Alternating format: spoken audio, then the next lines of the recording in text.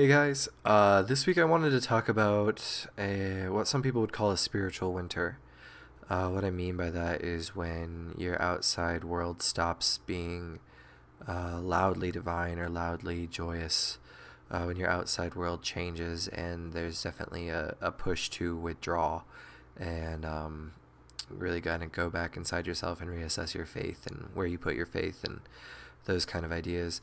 I want to do that with a story from the Bible, from the Old Testament. So I want to do that with a Christian story, a Jewish story, a story from Islam as well, because they all share the Old Testament. So I want to use the story of Job to illustrate what it means to have perseverance and have faith and to be humble in our spiritual lives and in our day-to-day lives. So we're going to just use his story as means of exploring this idea of spiritual winter or the dark night, however you really want to look at it.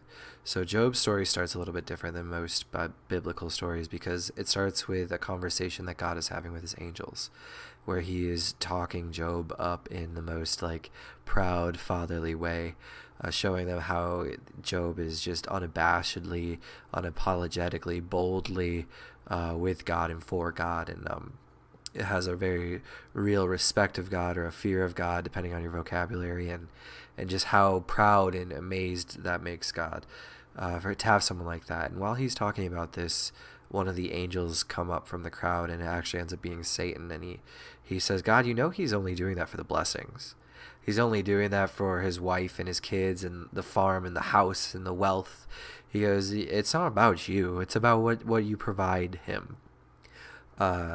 Just for context's sake, I think that Satan in this story probes at that because a few books earlier in the book of Proverbs, one thing that we can really pull out of there is almost this oversimplification of right and wrong and good and bad, almost stereotypically karmic, where if you do good things happen. If you do bad things happen.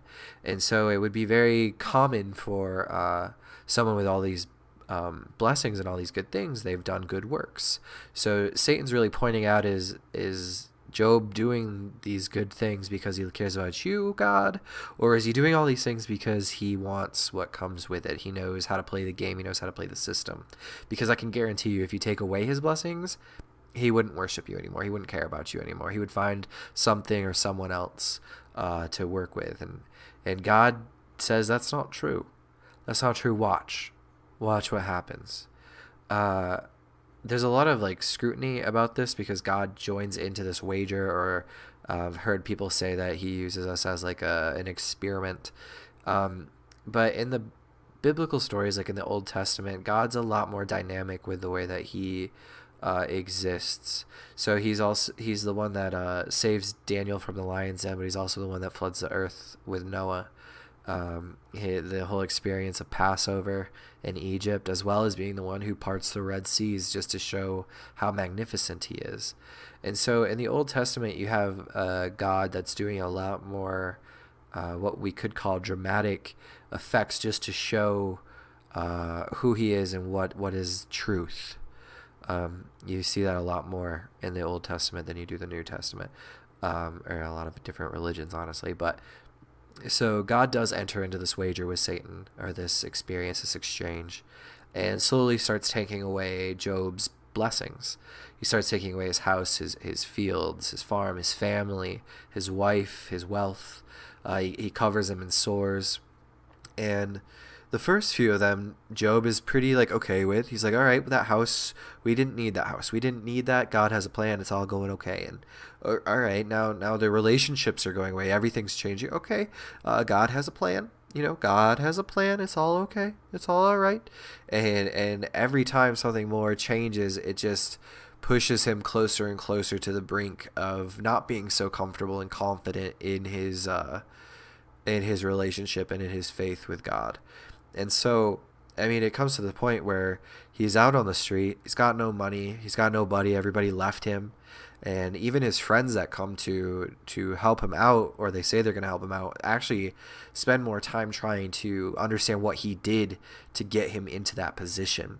And I think that that is something that we can even relate to today and take into today's context, where if someone's in a position where they're homeless, or they lost their job, or they're in an abusive relationship, or they have mental health issues, there's very little more so we're very quick to judge that they did something to get them into that position, where at the beginning of the story God said Job did nothing wrong. This is just, honestly, this is how it's going to go for a minute. This is what it's going to be like for a moment for him.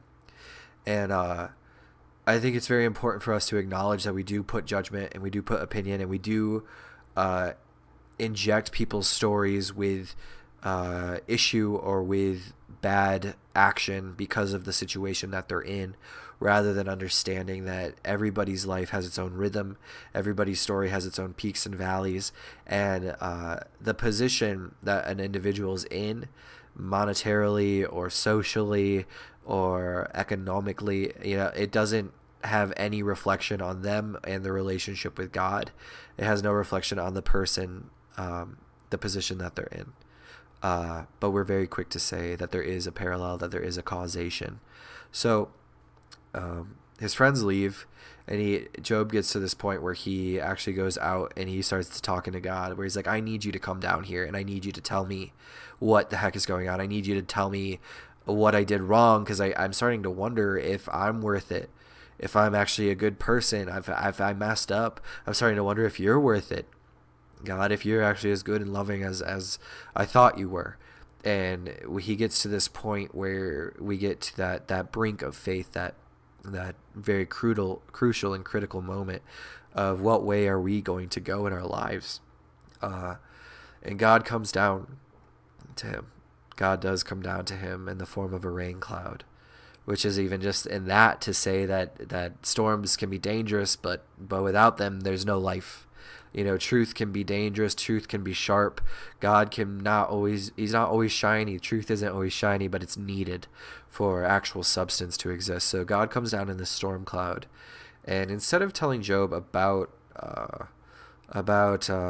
his little thing with the devil, he gives Job some context. He gives him a space where he can start to see more of God's workings, where he can see the intricacies in the interwoven ways of life and how it all plays together. And he starts to get a higher perspective, or a truer perspective of the world around him, and how it doesn't all revolve around him and his own story and what he believes he deserves.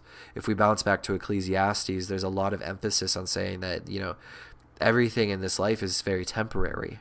And sometimes the fool lives in a castle, and sometimes the wise man dies alone, but there's always this movement and this changing, and everything is a little bit more random than you'd think, and you can't try to understand it. You can't understand it all the way anyway. So just enjoy where you are and try to enjoy it. And so I think that that's what God's really giving him the perspective to do in this, because although Job might not be able to see everything that God does, because it's a huge thing, I believe that love doesn't keep secrets, and God, being love, wouldn't keep a secret from you. And so he gives Job this ability to see kind of the bigger game, the bigger board, the bigger arena of life, and how Job is a part of it. It's not all about him. It's about all of this interlocking and working together. And so Job, after this experience, doesn't get a rational reason. He doesn't get a cause and effect as to why things are. He just gets humbled enough to see that there is more going on that he can't understand, and that it is worthwhile to have faith, because there are pieces that are moving. There are things that are moving. And that reflects very intimately, I believe, with all of our storylines, where we might have faith in something, or in a God, or in a dream, or in a passion, and our outside world might fall in where it doesn't seem to be supportive of that anymore. It doesn't seem to be working in rhythm and in harmony with that. There is a level of discernment where you need to know, is this a creative obstacle? Is this something that I need to persevere through? Or is this God saying, maybe change and alter my course a little bit? And that's not the point that I'm trying to get into, but that is a very real component of this. But how we do get to those points where we ask ourselves, do I continue to have faith in this, or do I let it go? Which is to say, in this scenario, does God win the bet, or does the devil win the bet? Does the light win the bet, or does the dark win the bet? If we're going to draw it to extremes in dualism like that. But Job, at the end of this, gets humbled to the point of knowing, if it's there, beautiful, I'm gracious for it. And if it's not there, there's something else going on that's coming, or that's changing, that's moving around, that I can't see, that I don't need to see. I don't need to see it anymore. I don't need the tangible proof, because my God is here while everything is changing. And that's the point of a spiritual winter, is when everything cuts you off, to go in and recenter and reevaluate your relationship with your God and your faith and yourself and your dream and your passion and all of this. It quiets it all, takes it all away, all your distractions, forces you to reassess and reestablish that line of communication. So after this experience, and after Job allows himself to sit humbly and more comfortably in this experience, which others would call hell, he actually does end up getting double everything that he had lost. He gets more wealth, he gets a bigger family, he gets a bigger house, he gets a bigger farm. And I know that the point of that story isn't to say that God tests you, and if you pass the test, you get all these blessings. I don't think that that's what they're trying to say. I think they're trying to say that when it all goes away, when the phoenix burns, be patient and know that a new one is coming. Be patient and know that a new one is coming. And I'm going to pull that into our current context again, where our political scheme, our social scheme, our cultural scheme. And I'm going to say that there are things inside of so many of us that our outside world says doesn't exist, or can't exist, or it's too hard to exist. Whether that's a social idea, or a personal passion, a modality of healing, a personal message from you that our world might not support, our society might not support at the moment. But that our culture is asleep.